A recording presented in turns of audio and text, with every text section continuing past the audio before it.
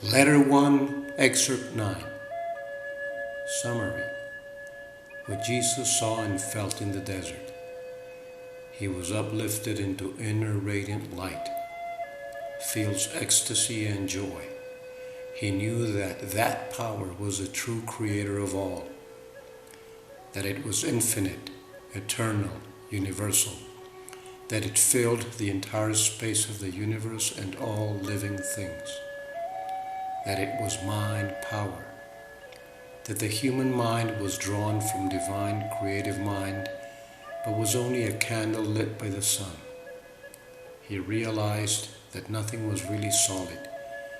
He realized the powerful effect that unwavering faith had on the environment, that life and consciousness are one and the same thing. It was impossible to say this is life and that is consciousness. What I felt when in the desert. I was uplifted into inner radiant light and felt vibrant and wondrously alive with power. I was filled with ecstasy and joy and knew beyond all doubt that this power was a true creator out of which all created things had been given their being. This glorious interior harmony, peace, and sense of perfect fulfillment, needing nothing more to be added to that beautiful moment, was the very nature of the reality, the creative power giving life to creation and existence. What I saw, realized, perceived when in the desert. I was lifted into another dimension of conscious perception, which enabled me to see the truth concerning life and existence. I saw, lucidly and clearly, what was real and what was false in man's thinking. I realized that this creative power I was experiencing was infinite, eternal, universal, filling all space beyond sky, oceans, earth, and all living things. I saw it was mind power. It was the creative power of mind. There was no point where this divine creative power of mind was not. I realized that human mind was drawn from divine creative mind, but was only a candle lit by the sun. At times, my human sight was so spiritually heightened I could see through rocks, earth, sand. These now appeared to be only a shimmer of tiny motes. I realized that nothing was really solid. When I had moments of doubt that this could be so, the changes in the phenomena stopped taking place, and much later I discovered that my thoughts, if strongly filled with conviction, could effect changes in the shimmer of motes, what science presently calls electrically charged particles, and therefore produce changes in the appearance of the rock or whatever I was studying. It was at this point that I came to realize the powerful effect that conviction or unwavering faith had on the environment when stating a command or even a belief. What was even more startling was my mind-opening, cosmic consciousness realization that all I had been witnessing was really the creative power of divine mind itself, made visible in the shimmer of tiny motes. Not only this, its appearance could be profoundly affected by the activity of human thought. I realized there was nothing solid in the universe. Everything visible was manifesting a distinctive state of consciousness which determined the composition and form of the shimmer of motes. Therefore, all outer form was an expression of the inner consciousness. Life and consciousness, I realized, were one and the same thing. It was impossible to say this is life and that is consciousness. Consciousness was life, and life was consciousness and was the creative power of both. Divine universal mind beyond, within and behind the universe. I realized that people placed highest importance on individuality and form. They could not imagine mind or intelligence operating in any effective way other than through the medium of individual form. Because of this, the Jews had created a mental image of a vast, supreme being, having all the attributes, positive and negative, of a human being. Thus was it possible for prophets to believe in and speak of Jehovah's anger, threats of punishment, visitations of sickness and plagues in response to human waywardness. But these mental images, I realized, were myths. They did not exist. I perceived that in any dimension of existence, it was the mind, the intelligence exhibited, which was the all-important factor relating to creation and man himself. Therefore, Genesis should be rewritten. Before creation was universal mind, creative power behind and within creation itself.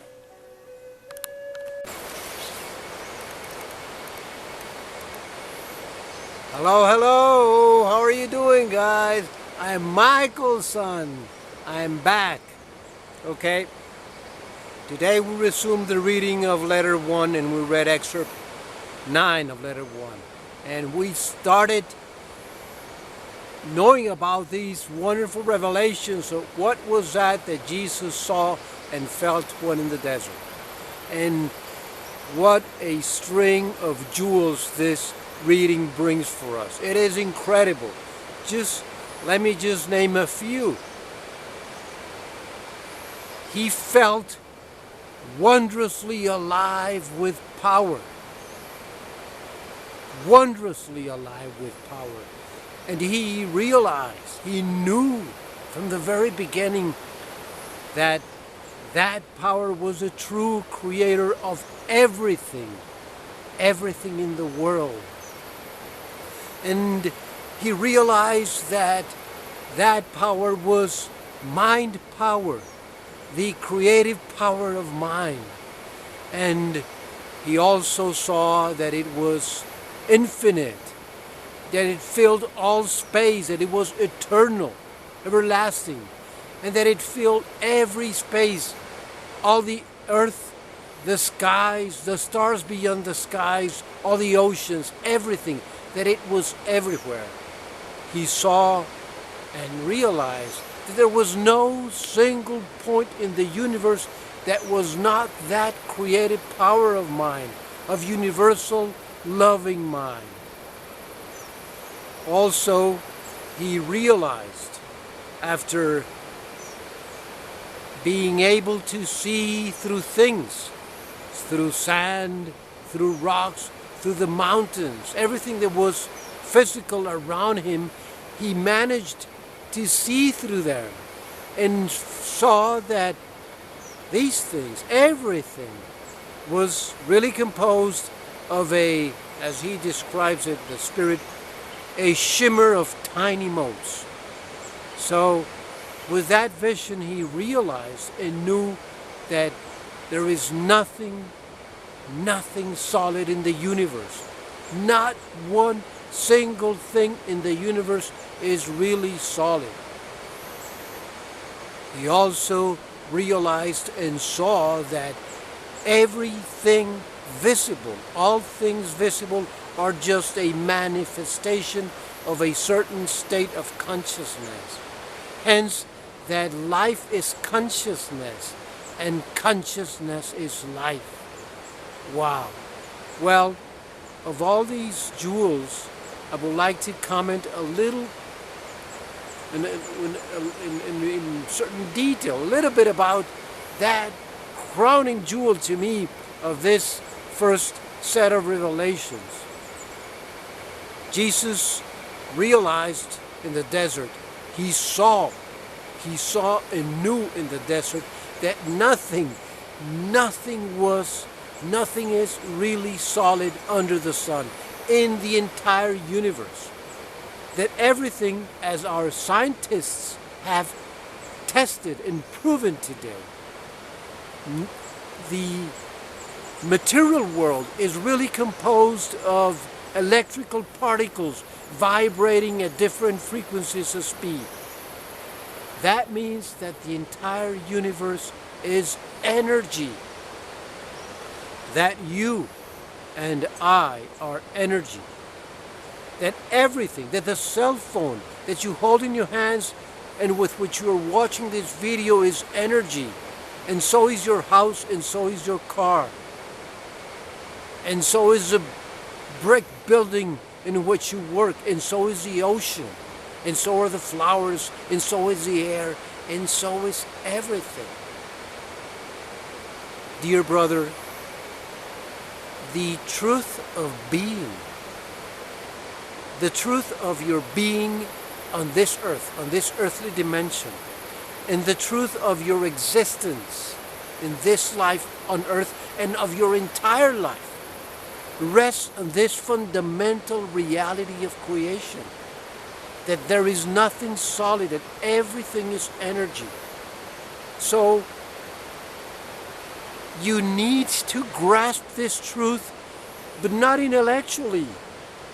Probably most of you, boys and girls, men and women alike, have known about this truth and have heard about it. That things in the universe are energy. But you know this intellectually. This has to filter through your consciousness and get to your heart. And you must know this emotionally. Otherwise, you will never, that's square one. To be able to set your foot on the path to real spiritual growth, you must grasp this truth and know it, but know it emotionally. Know it in such a way that one night you're looking at your hands and you cry and say, yes, yes.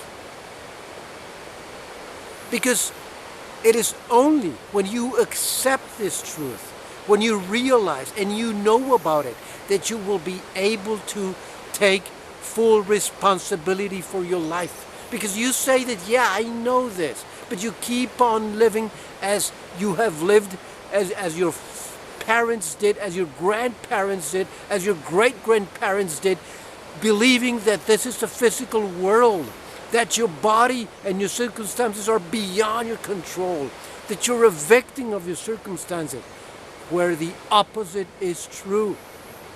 You are the creator of your circumstances. Yes, dear brother, dear sister, that is the real physical truth of life.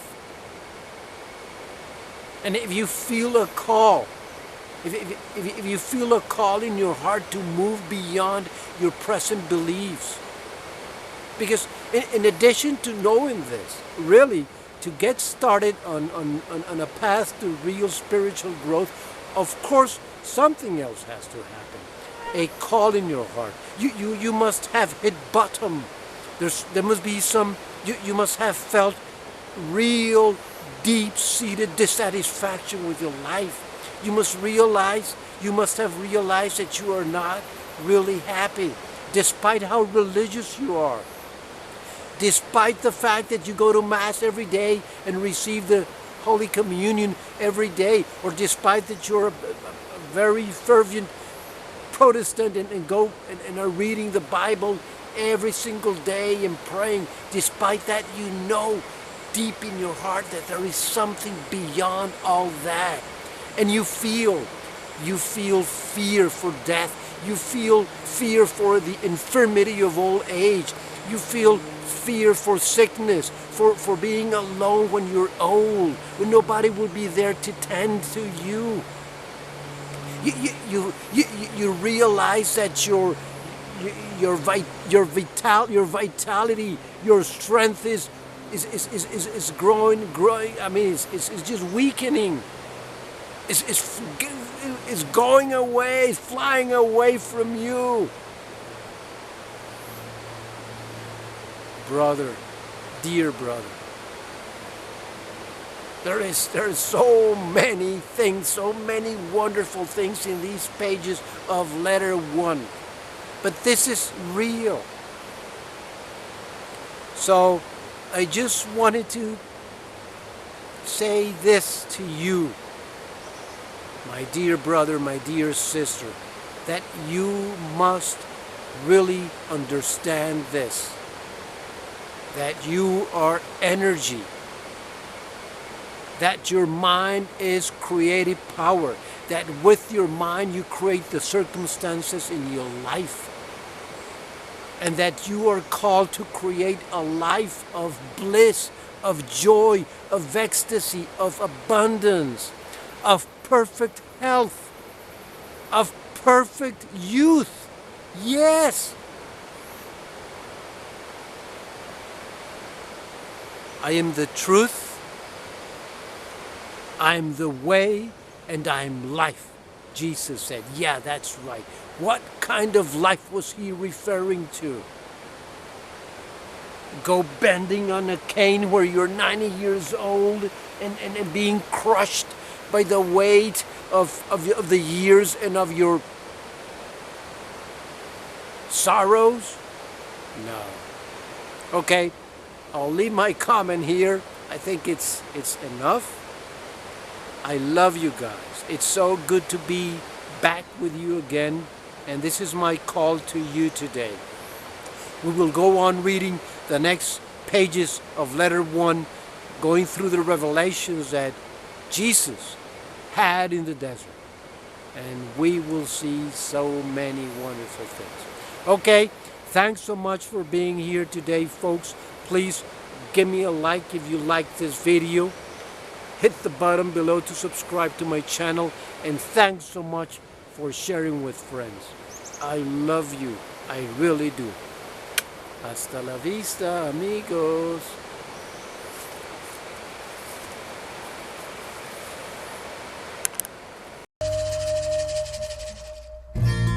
Es el canto del sol que brilla aquí en la tierra. Es el viento cósmico.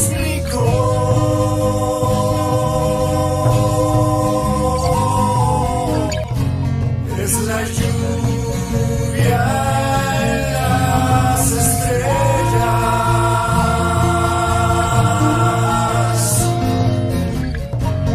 Es el espiral de luz en cada célula, oh gran espíritu. Es el agua, el aire y el fuego. Es la luna y el sonido en el silencio. Es el árbol, la flor y eres la piedra.